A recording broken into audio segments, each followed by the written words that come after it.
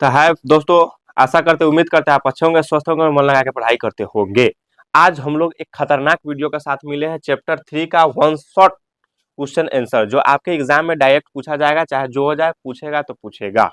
और यह 12th के लिए बहुत ही फायदेमंद होगा। बिहार बोर्ड कक्षा 12 जैसा कि लिखा गया है, बिहार बोर्ड परीक्षा 2026 यानी 2026 एग्जाम के लिए बहुत ही इंपॉर्टेंट है। और पार्ट 3 हम लोग पढ़ेंगे बंधुत्व जाति तथा वर्ग। इसका नोट्स पढ़ा दिए हैं, पहले जाकर नोट्स का वीडियो देखिएगा। अगर नहीं देखें तो अगर नोट्स का वीडियो देख लेते हैं तो सारे क्वेश्चन का जवाब आप खुद ही दे दीजिएगा, ठीक है। लेकिन ये बहुत ही इंपॉर्टेंट रहने वाला है आपके एग्जाम में, ठीक है। वन शॉट वीडियो पढ़ेंगे, एमवीवीआई क्वेश्चन आंसर जितने भी करेंगे, एमवीवीआई सब्जेक्टिव करेंगे, वन शॉट प्रश्न उत्तर यानी जितने भी है एक ही वीडियो में आपको जितने एग्जाम में क्वेश्चन अगर इस चैप्टर से पूछेगा क्वेश्चन तो यही क्वेश्चन में से आपके एग्जाम में पूछा जाएगा, ठीक है। तो हम लोग क्वेश्चन स्टार्ट करेंगे। क्वेश्चन नंबर फर्स्ट पढ़ना चाहेंगे कि वर्ण व्यवस्था क्या थी, यानी जो प्राचीन यानी पहले की जो भारत थी ना, प्राचीन भारत, उसकी वर्ण व्यवस्था क्या थी, यानी कितने वर्ण थे। तो हम लोग पढ़ चुके हैं नोट्स में कि वर्ण की व्यवस्था कितने प्रकार की थी, 4 प्रकार की थी, ठीक है। तो हम लोग जानते हैं कि प्राचीन भारत में समाज को कितने भागों में बांटा गया, तो समाज को 4 भागों में बांटा गया, ठीक है। 4 वर्ण होते हैं, यानी वर्गों को ही वर्ण कहा जाता है, ठीक है। समाज को कितने भागों में बांटा गया, 4 भागों में बांटा गया। कौन कौन, तो ब्राह्मण, क्षत्रिय, वैश्य और शूद्र, ठीक है। ब्राह्मण को, क्षत्रिय और वैश्य और शूद्र, और सबका अपना अपना अलग अलग काम है, ठीक है। तो हम लोग पहला क्वेश्चन ही पढ़ रहे हैं, प्राचीन भारत की वर्ण व्यवस्था क्या थी। तो प्राचीन भारत की वर्ण व्यवस्था कैसी थी, तो प्राचीन भारत की वर्ण व्यवस्था वर्ण को कितने भागों में बांटा गया हो, तो 4 भागों में बांटा गया। कौन कौन से है, ब्राह्मण, क्षत्रिय, वैश्य और शूद्र। याद हो गया होगा, समझ में आ गया। ऐसा माना जाता है कि ब्राह्मण ब्रह्मा के मुख से, ऐसा उस समय कहा जाता है कि ब्राह्मण जो है ना किससे कहां से आया है, तो ब्राह्मण ब्रह्मा के मुख से पैदा हुआ है, क्षत्रिय भुजाओं से, और वैश्य जो है जांग से, और शूद्र क्या चीज, पैर से उत्पन्न हुए हैं। यानी ऐसा माना जाता है कि ब्राह्मण जो है ब्रह्मा जी के मुख से, और क्षत्रिय भुजाओं से, और वैश्य जांघों से, और शूद्र जो है पैर से उत्पन्न हुआ है, ठीक है। इसीलिए ब्राह्मण को ऊपर रखा गया है, ऊपर के कैटेगरी में रखा गया है, ठीक है।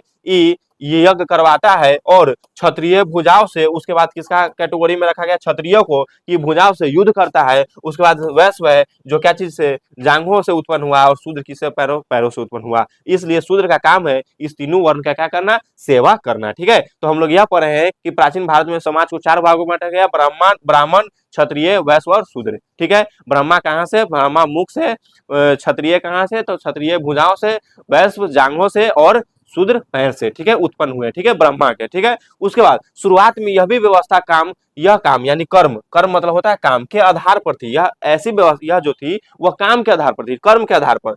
जैसे ब्राह्मण शिक्षा और पूजा पाठ का काम करते थे। ब्राह्मण जो काम करते थे ना वो शिक्षा के, यानी किसी को शिक्षा देना, पढ़ाना है, अध्ययन करवाना, पूजा पाठ करना, किसका काम था, ब्राह्मण का काम था। क्षत्रिय राजा और सैनिक होते थे। क्षत्रिय कौन होते थे, राजा होते थे, और सैनिक, जितने भी पहले भारत में राजा और सैनिक होते थे वो सारे क्षत्रिय ही होते थे, ठीक है। यानी कहा जाता है ना कि इसके जो काम है ना, यानी काम के आधार पर थी, जो इसकी व्यवस्था जो थी वो किसके काम के आधार पर थी, कि ब्रह्मा ये करेगा, क्षत्रिय जो है वो काम करेगा, वैश्य वो काम करेगा, और शूद्र वो काम करेगा। तो ब्रह्मा कौन काम करेगा, तो ब्रह्मा जो है वो पढ़ाना लिखाना काम करेगा, ठीक है, दान लेना देना काम करेगा, और उसके बाद वह पूजा पाठ करवाना काम करेगा। क्षत्रिय जो है वह राजा होगा, सैनिक होगा, और वैश्य व्यापार और खेती करेगा, ठीक है, वैश्य व्यापार और खेती करेगा जिसे सब खाएगा। और शूद्र जो है वह तीनों वर्णों का क्या करेगा, सेवा करेगा, ठीक है। पहले ऐसा व्यवस्था था, लेकिन बाद में यह व्यवस्था जन्म के आधार पर हो गया।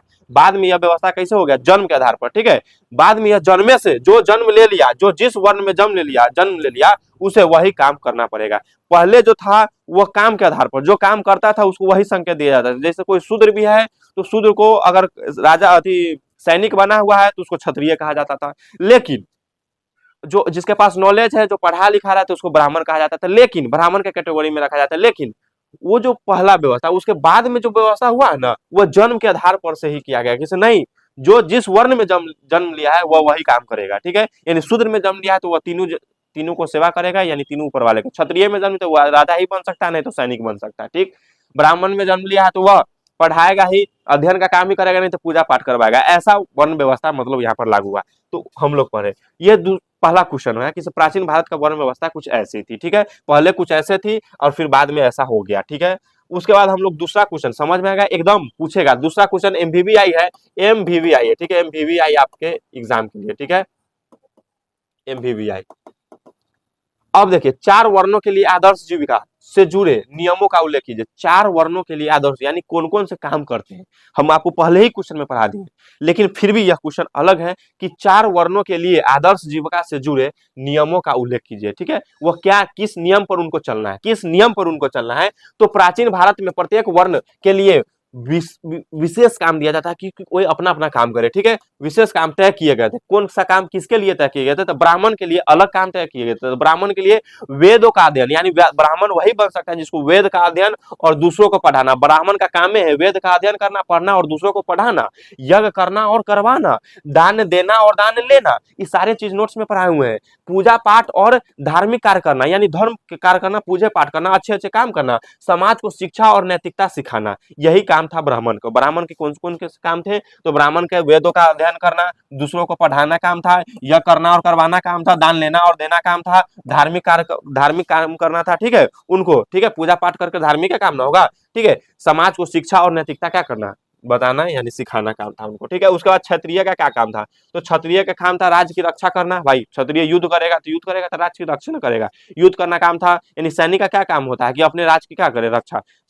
राजा का क्या काम करता है? अपने प्रजा की क्या करे, सुरक्षा।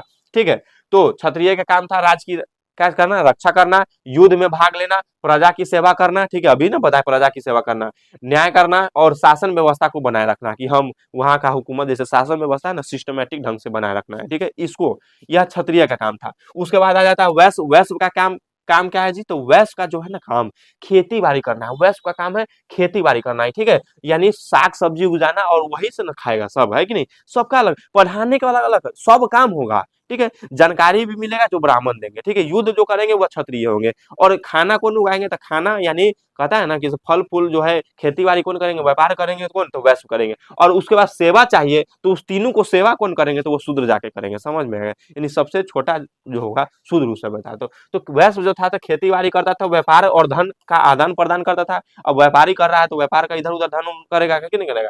पशुपालन और उद्योग धंधे करते थे, फैक्ट्री में काम करते थे, समाज की आर्थिक व्यवस्था संभालता था। ठीक है, जो पैसे की उसको जरूरत होती है, आर्थिक व्यवस्था पैसा का ही कहते हैं। ठीक है, कि आर्थिक कमजोर नहीं हो जाए आर्थिक व्यवस्था, तो उसको सुधारने का काम करता था। शूद्र का काम क्या क्या था? कि तीनों वर्णों की क्या करना, सेवा करना, आराम से तीनों वर्ण की सेवा करे। थक क्या आ गया बेचारा, उधर से ब्राह्मण पढ़ा के आया, हाँ शूद्र में से कोई आया, हाँ तनका क्या करो, पैर दबा दो, है कि नहीं, तनका माथा दबा दो, बेचारा जाकर चुपचानी उसको क्या करेगा, दबाएगा। ठीक है, क्षत्रिय युद्ध का क्या आया, पूरा देह हाथ थकल है, तो बस वैसे शूद्र को बुलाएगा, कहेगा हाँ हमको ऐसे से हो रहा है, ये सब सेवा करो ना, तो पानी ला के दो, तो ये कर दो, तो ये है। वैसे है खेती बाड़ी का क्या है, पशुपालन व्यापार को क्या खट लेगा, तो शूद्र में से किसी को बुला लेगा, उसको सेवा करना है, उसको सेवा करना ही था। ठीक है, श्रम आधारित कार्य करना। ठीक है, यानी जितने भी कठिनाई वाला काम हो, श्रम मेहनत वाला काम हो, वही करना है। ठीक है, श्रम आधारित।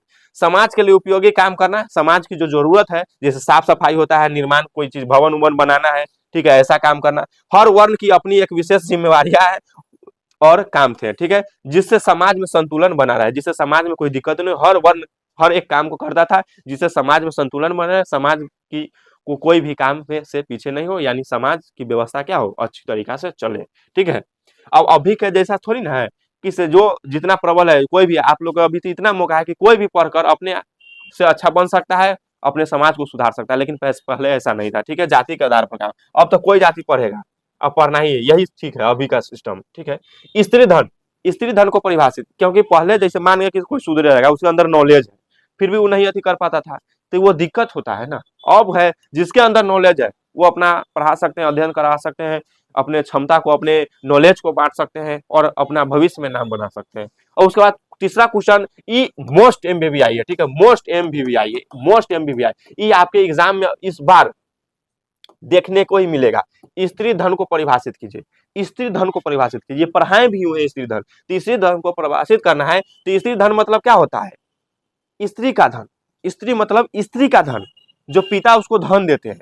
ठीक है, जब कन्यादान होता है, जब विवाह होता है, क्योंकि पिता के संपत्ति पर अधिकार तो अब स्त्री का नहीं रह गया, तो कहा गया है जैसे इस चैप्टर में, तो लेकिन होना चाहिए। ठीक है, क्योंकि उसका भी वह औलाद ही है। लेकिन स्त्री धन उसको क्यों कहा गया, क्योंकि कन्यादान के समय जो पिताजी उनको गिफ्ट देते हैं, ठीक है, देते हैं उस समय, उसी को स्त्री धन कहा जाता है, जो धन देते हैं। ठीक है, अपने खुशी से, उसी को स्त्री धन कहा जाता है। ठीक है, तो स्त्री धन उस समय उस धन या संपत्ति को कहते हैं जो किसी स्त्री को उसके माता पिता रिश्तेदार या पत्नी या पति की ओर से शादी के समय या बाद में उपहार के रूप में मिलता है। स्त्री धन किसको कहेंगे? जब उसका रिश्तेदार कोई होता है या माता पिता है या उसका खुद पति शादी के समय या शादी के बाद, शादी के समय या शादी के बाद उपहार के समय, उपहार के रूप में कि हम तुमको गिफ्ट दे रहे हैं, गिफ्ट दे रहे हैं, अच्छा गिफ्ट दे रहे हैं, ले लो, या गिफ्ट कितना भी महंगा हो या सस्ता हो, गिफ्ट दे रहे हैं, तो वही उपहार जो होता है ना, स्त्री धन कहलाता है, क्योंकि उसका धन, उसका उस पर अधिकार उसी स्त्री का होगा जिसको वो दे रहे हैं। यह धन स्त्री की अपनी निजी संपत्ति मानी जाती है ना, कहीं उसका अपना अधिकार है, वो अपनी निजी संपत्ति है और उस पर उसका पूरा अधिकार होता है। ठीक है, उसमें गहने होते हैं, कपड़े होते हैं, कोई जमीन जत्था दे दिया सीधे नाम पर लिख देता है कि नहीं है, नगद पैसा देता है, घरेलू सामान देता है, घर के सामान देता है, शामिल हो सकते हैं, यानी जो जिसका मन होता है उसी हिसाब से देता है, गहना गुड़िया जो भी है। अब तो जमीन नहीं देता है लेकिन कितना खुशी से दे देता है। ठीक है,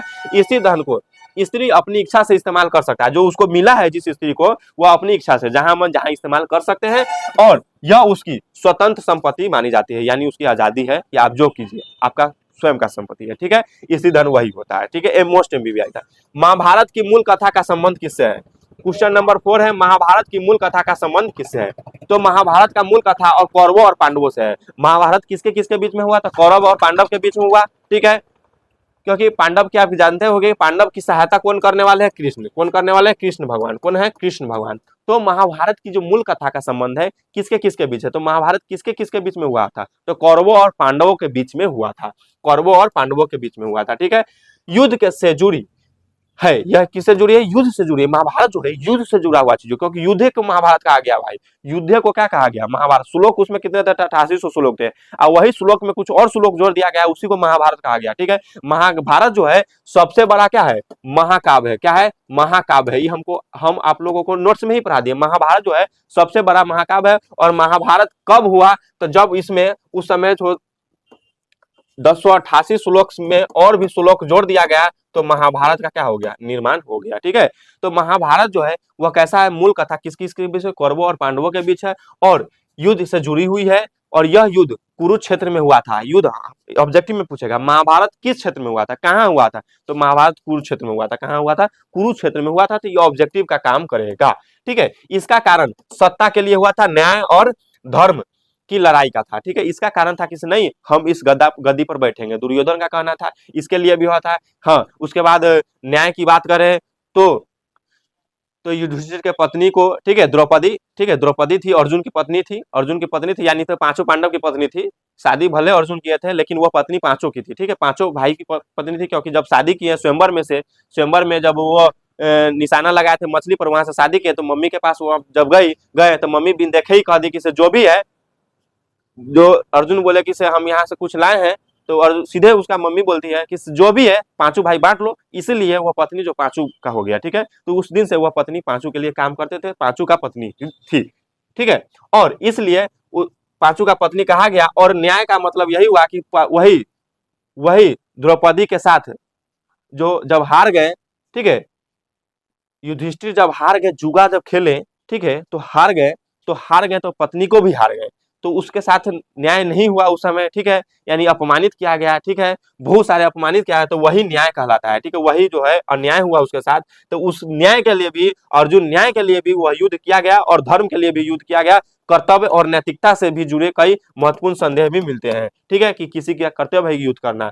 ग्रंथ में दिखाया गया है कि समाज से अलग अलग वर्गों को कैसे कैसे अपने कर्म और कर्तव्य निभाने चाहिए। यानी समाज जो है अलग अलग वर्ग है, यानी शूद्र अलग है, कोई ब्राह्मण अलग है, तो उसको कैसा कैसा अपना अपना कर्तव्य करना चाहिए, अपना काम करना चाहिए, उसमें दिखाया गया है महाभारत। इसके मुख्य पात्र जैसे कृष्ण है, इसके मुख्य पात्र कौन कौन से है? तो इसमें भागीदारी है, कृष्ण भगवान है, अर्जुन है, भीष्म पितामह है, द्रौपदी है। आपको तो पहले बताया द्रौपदी कौन है।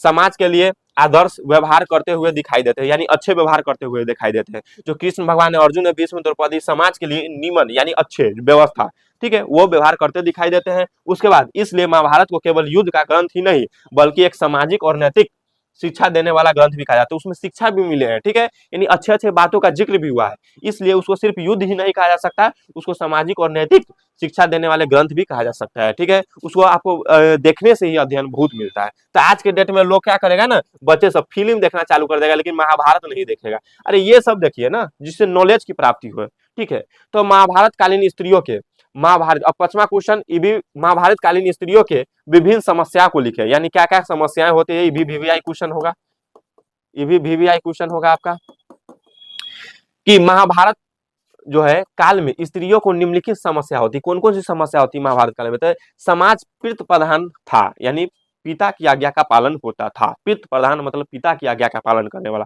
उस समय घर के पुरुष प्रधान होते थे, पुरुष जब घर के प्रधान होते हैं उसी को कहा जाता है पितृ प्रधान। ठीक है, ठीक है, पिता की आज्ञा का पालन इस समय करता था। पिता की संपत्ति पर पर पुत्री का कोई अधिकार नहीं था, उसीलिए उसको समस्या होता था। उस समय जो था पिता के संपत्ति पर पुत्री का कोई अधिकार नहीं होता था। ठीक है, स्त्रियों को पुरुषों से निम्न समझा जाता था, यानी नीचे समझा जाता था। स्त्रियों को नीचे समझाता था कि नहीं नहीं नहीं नहीं, उसके सामने ना तुम खड़ा नहीं हो सकता था, ऐसा समझा सकता था। ठीक है, ऐसा समझा जा सकता था। स्त्रियों को पुरुषों से निम्न समझाता था। स्त्रियों को पुरुषों के अधीन रहना पड़ता था, यानी जो काम कह दिया है पुरुष वही काम उसको करना है, उसके अंदर में रहना पड़ता था। ठीक है, तो इसलिए उसको समस्याएं होती थी, बहुत सारे समस्या थे। तो अपने सही से चल नहीं पाते थे, सही से घूम नहीं, सही से अध्ययन नहीं, सही से कोई बात कहीं कहना है, कोई बात उठाना है, वो अपने समस्याएं में ही उलझी रहती थी। महिलाएं उच्च शिक्षा धारण नहीं कर सकती थी। महिलाएं जो थी वो पढ़ नहीं पाती थी। ठीक है, यानी उच्च शिक्षा जो जैसे पुरुष है जो मन जो करे जहां तक पढ़ना है पढ़ो, ऐसा महिलाएं नहीं करती। ये भी समस्या है, अभी का भी समस्या है, उच्च शिक्षा नहीं प्राप्त करना। स्त्रियों का बहुत कम, लेकिन अब ऐसा सिस्टम चेंज होते गया है। बहुत ऐसा है जो बहुत जगह नहीं भी पढ़ता है, लेकिन बहुत जगह ऐसा सिस्टम नहीं है। जिसको मन जितना है, लड़की को भी अधिकार है, पढ़ सकती है। स्त्रियों को बहुत कम अधिकार प्राप्त होता है, बहुत कम। स्त्री युद्ध में भाग नहीं ले सकती थी। उस समय जो थी स्त्री युद्ध में भाग नहीं ले सकती थी, तो कोई दिक्कत नहीं है। ठीक है, लेकिन बहुत सारे समस्या उसको हुआ करते थे। ठीक है, कौन कौन सी समस्या थी, स्त्री को पुरुष से निम्न समझा जाता है, सबसे ज्यादा समस्या हो गया। स्त्री ज्यादा शिक्षा नहीं प्राप्त कर सकती थी। ठीक है, उच्च शिक्षा, ये भी बहुत गंभीर समस्या है। पुरुषों के अधीन में रहना पड़ता था, ये भी बहुत खतरनाक समस्या, ये भी नहीं होना चाहिए। स्त्री को बहुत कम अधिकार मिलता था। ठीक है, तो यही सब समस्या है स्त्री का। 6 क्वेश्चन पढ़ेंगे। महाभारत में वर्णित विवाह के कितने प्रकार होते हैं, ये भी वीवीआई क्वेश्चन है भाई, नहीं समझा, ये पूरा चैप्टर है वीवीआई पर जा रहा है। ठीक है, महाभारत में वर्णित विवाह के कितने प्रकार है, यानी महाभारत में जो विवाह होते हैं ना वो कितने प्रकार से होते हैं। तो आपको बताया गया कि महाभारत में, ठीक है, विवाह जो है 8 प्रकार से कुल होते हैं। तो महाभारत में विवाह कितने प्रकार से होते हैं, 8 प्रकार से होते हैं। लेकिन जिसमें से 4 प्रकार अभी भी है, 4 प्रकार सही माना गया है, लेकिन 4 प्रकार अच्छा माना नहीं गया है। ठीक है, ये बौद्ध धर्म जैन धर्म में भी पढ़ना है। ठीक है, तो 8 प्रकार से विवाह तो कौन विवाह, ब्रह्म विवाह, देव विवाह, आर्ष विवाह और प्रजापत्य विवाह, असुर विवाह, ये खतरनाक है। ठीक है, गंधर्व विवाह, राक्षस विवाह, देखने ही से खतरनाक लग रहा है, ये भी नहीं अच्छा है। पाशच विवाह नोट में लिखा गया है, क्या लिखा गया है, ये सब 8 प्रकार के कौन कौन सी विवाह है। तो ब्रह्म विवाह होती थी, अच्छी थी व्यवस्था। देव विवाह, ठीक है, देवियों का विवाह। आर्ष विवाह, प्रजापत्य विवाह, असुर विवाह, गंधर्व विवाह, राक्षस विवाह, पिशाच विवाह। ठीक है, तो नोट में अब हम लोग को पढ़ना है क्या कि इनमें से प्रथम 4 विवाह, जो शुरू के 4 विवाह है, कौन कौन, ब्रह्म, देव, आर्ष और प्रजापत्य। ब्रह्म, देव, आर्ष और प्रजापत्य, ब्रह्म, देव, आर्ष और प्रजापत्य, ये 4 विवाह, ब्रह्म, देव, आर्ष और प्रजापत्य विवाह, ये चारों विवाह जो है ना अच्छे माने जाते थे। ठीक है, उत्तम माना जाता था। ठीक है, लेकिन उसके बाद असुर, गंधर्व, राक्षस और पिशाच, असुर, गंधर्व, राक्षस और पिशाच जो है वह ना अच्छे नहीं माना जाता था। यह दयनीय यानी निंदनीय, यानी सही नहीं है। ठीक है, राक्षस ब्याह समझ आई, नहीं सही है। ठीक है, जबरदस्ती ब्याह करना भी सही नहीं माना जाता है, समझ में आ गया, ऐसा ही सर। तो असुर, गंधर्व, राक्षस और पिशाच, असुर, गंधर्व, राक्षस और पिशाच कैसी विवाह थी, सही विवाह नहीं थी। ठीक है, लेकिन ब्रह्म, देव, आस और प्रजापत्य विवाह जो थी उत्तम माना जाता था। ठीक है, ब्रह्म, देव और प्रजापत्य और आस विवाह उत्तम माना जाता था। असुर, गंधर्व, राक्षस और पाशच क्या माना जाता है, पिशाच सही नहीं माना जाता। ठीक है, तो वही विवाह की प्रकार था। उसके बाद हम लोग नेक्स्ट क्वेश्चन पढ़ेंगे, श्री भगवत गीता पर एक संक्षिप्त टिप्पणी लिखे, यानी श्री भगवत गीता के बारे में एक शॉर्टकट में लिखना है, बताना आपको संक्षिप्त। तो श्री भगवत गीता जो है ना महाभारत का एक महत्वपूर्ण हिस्सा है। भगवत गीता कहाँ से लिया गया है, महाभारत से लिया गया है, तो महाभारत का एक हिस्सा है। कैसी हिस्सा है, इसमें भगवान जो है श्री कृष्ण ने अर्जुन को जीवन के बारे में बहुत कुछ सिखाया कि आपको कैसे जीना है, इससे कैसे कहाँ युद्ध करना नहीं। यानी महाभारत में श्री कृष्ण सिर्फ उपदेश देते हैं, अर्जुन को बताते हैं, और उसको फ्रेंडली है वो। ठीक है, ऐसे तो शिष्य मान लेंगे उसका, लेकिन वो फ्रेंडली बताते हैं उसको। ठीक है, तो महाभारत में जो है ना श्री भगवत गीता में श्री कृष्ण ने अर्जुन को क्या किया, जीवन के बारे में बताया, जीवन चलना सिखाया जीवन के बारे में।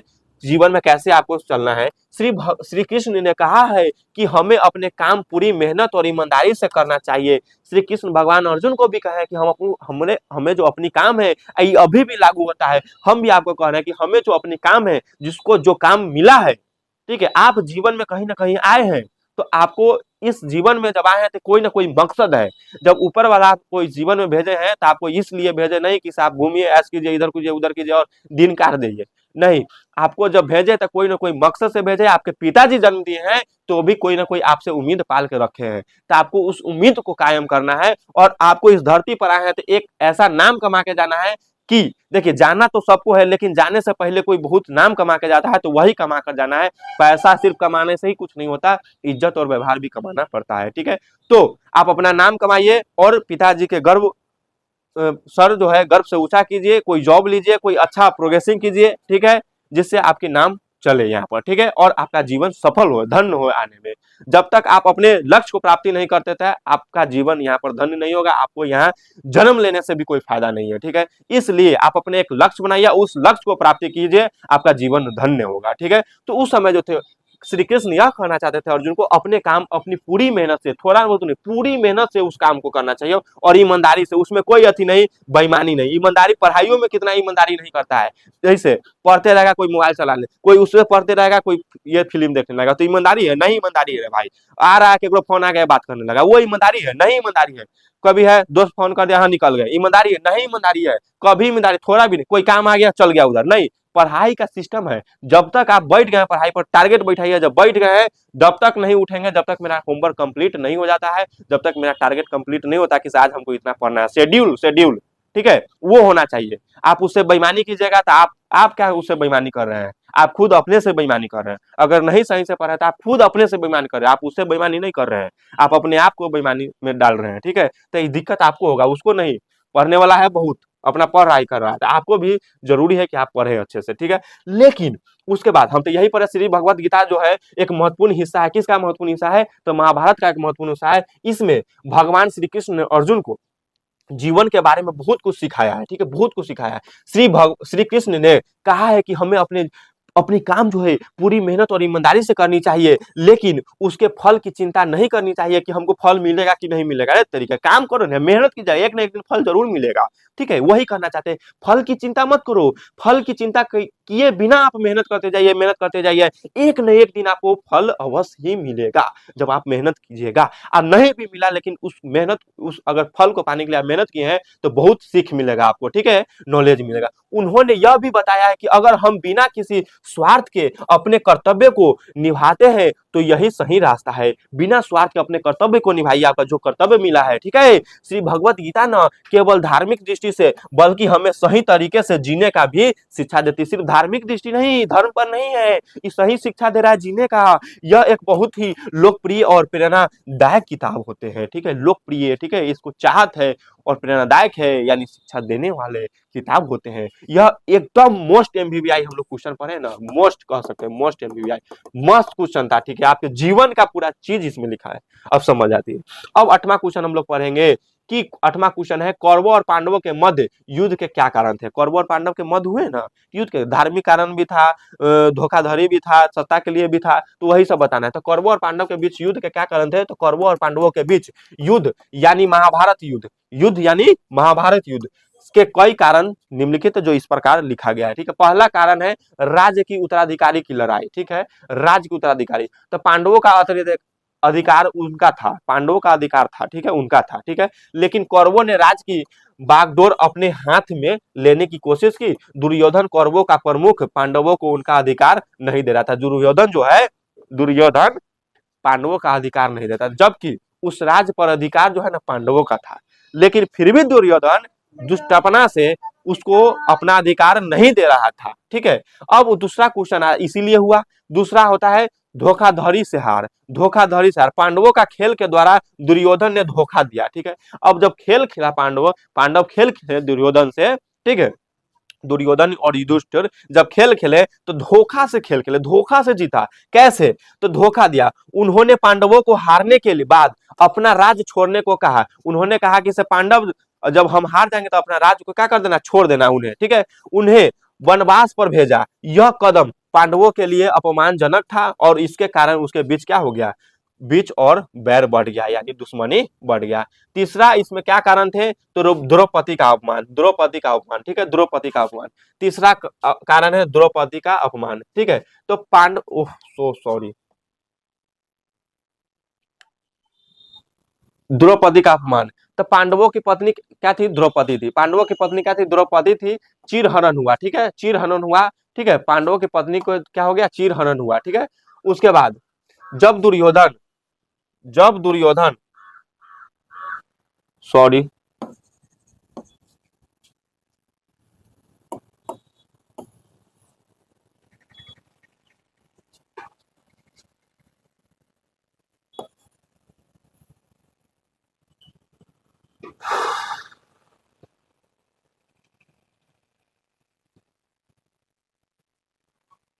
मक्खी बैठ जाता है।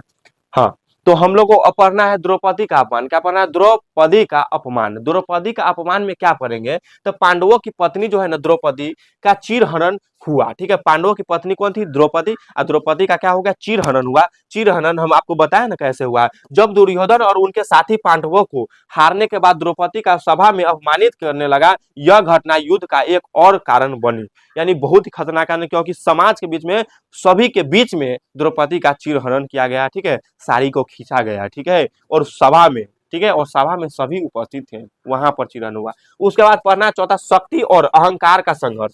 शक्ति और अहंकार का संघर्ष, दुर्योधन को अपने शक्ति पर घमंड था। दुर्योधन का अहंकार और शक्ति की लालसा भी युद्ध का एक कारण था। उसने यह सोचकर युद्ध शुरू किया कि वह पांडवों को हराकर खुद राजा बनेगा। वो यह सोचकर युद्ध किया ना कि हम पांडव को हरा देंगे और खुद राजा बनेंगे, हम उसको रहने यहाँ पर नहीं देंगे। तो उसके अंदर अहंकार था, और अहंकार कभी नहीं पालना चाहिए, आपको पता होगा, ठीक है, ठीक है। अहंकार रावणों के नहीं टिक पाया है कि नहीं, तो ये तो क्या है, दुर्योधन है। कृष्ण भगवान, पांचवा है कृष्ण का मध्यस्थ था अस्वीकारना। जब कृष्ण भगवान आए बीच में, किस नहीं, युद्ध नहीं करो, पांडव को भी कुछ जमीन दे दो, कुछ राज दे दो, वो अपना खुशी खुशी रह लेंगे, आप ही राजा रहिए। लेकिन फिर भी यहाँ पर नहीं माने, और श्री भगवान कृष्ण ने कौरवों और पांडवों के बीच युद्ध रोकने के लिए मध्यस्थता करने का प्रयास किया, यानी रोकने के लिए चाहे, लेकिन कौरवों ने उनकी बात नहीं मानी, युद्ध को टालने का कोई प्रयास नहीं किया। इन सभी कारणों से भी कौरवों और पांडवों के बीच क्या हुआ, युद्ध हुआ, जो अंततः कुरुक्षेत्र में हुआ और महाभारत के रूप में इतिहास में दर्ज हो गया। अब क्वेश्चन हम लोग नाइन पढ़ेंगे महाभारत के बारे में, कि महाभारत एक गतिशील ग्रंथ है, समझाइए कैसे ही गतिशील ग्रंथ है। तो महाभारत एक गतिशील ग्रंथ है क्योंकि इसका विकास कभी नहीं रुका, कभी नहीं रुका, चलते रहा, 1000 वर्ष तक होते रहा। महाभारत एक मूल संस्कृत में लिखा गया। महाभारत किस में लिखा गया, तो एक मूल संस्कृत भाषा में लिखा गया, लेकिन समय के साथ इसके अलग अलग संस्करण यानी पठांतर और भाषाओं में बदला हुआ, यानी समय के अनुसार अब हर एक भाषा में महाभारत देखने को मिलता है। यह महाकाव्य सिर्फ एक किताब नहीं है, बल्कि समय के साथ इसमें कई कहानियां भी है, विचार जुड़ते हैं। महाभारत में जो कहानियां थी वे एक क्षेत्र से दूसरे क्षेत्र में फैलती गई, और इनका आदान प्रदान होते चल गया है। यानी महाभारत की कहानी एक क्षेत्र से दूसरे क्षेत्र में, एक देश से दूसरे देश में भी फैलते गया, इसका आदान प्रदान हुआ, अलग अलग समाजों और लोगों के बीच हुआ। इसके पात्रों और घटनाओं को कला कहा जाता है, नाटक कहा जाता है, नृत्य में भी दिखाया गया, यानी इसकी जो घटनाएं हैं वो कहीं कहीं नृत्य में, नाटक में भी दिखाया गया, और अभी भी प्रोग्राम करता है, तो ये सब किया गया, ठीक है। महाभारत की मुख्य कहानी से के अलावा इसके कई पहलुआ भी अलग अलग व्याख्या यानी समझाने की तरीका, यानी इसको समझाने की गई तरीका की गई। यही कारण है कि महाभारत हर युग और समाज में बदलाव के साथ जीवित रहा और आज भी हमें प्रेरणा देती है। यानी महाभारत जो है ना, इसकी शिक्षा जो है ना, अभी भी सब तरह है, अभी भी सब जगह बांटा जाता है, यानी हर जगह नाटक किया जाता है, सीख दिया जाता है, महाभारत जैसा हर काम होता है, हर जगह होता है, कोई प्रोग्राम होता है, तो अभी भी यह बरकरार है, ठीक है।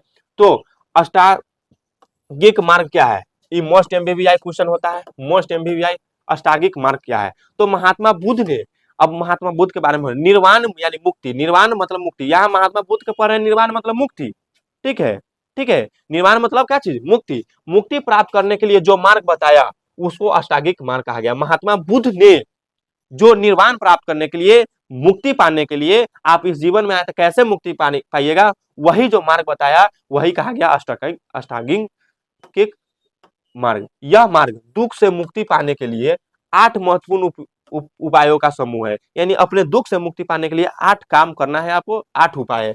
इन 8 उपायों को अष्टांगिक मार्ग के 8 अंग कहा जाता है। ठीक है, ये अंग निम्नलिखित है। कौन कौन है? तो सम्यक दृष्टि, सम्यक दृष्टि यानी सही दृष्टिकोण रखना, जीवन दुनिया को सही तरीके से समझना।